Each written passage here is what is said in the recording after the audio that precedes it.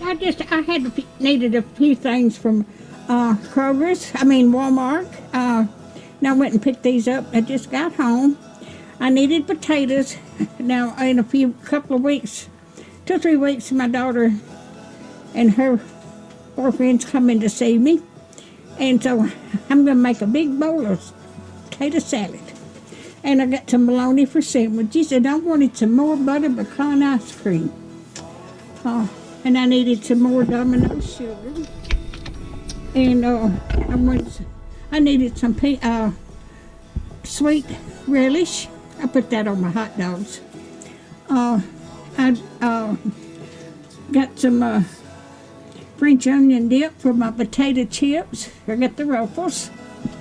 And I'm going to make a coconut cake when my daughter comes in. So, and I got the coconut. And I wanted some Butterfingers. Now, I love Butterfingers. I got some milk.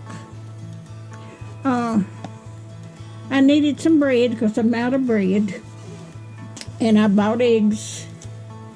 And then I've been craving some chocolate chip cookies. But this is my Walmart haul for today.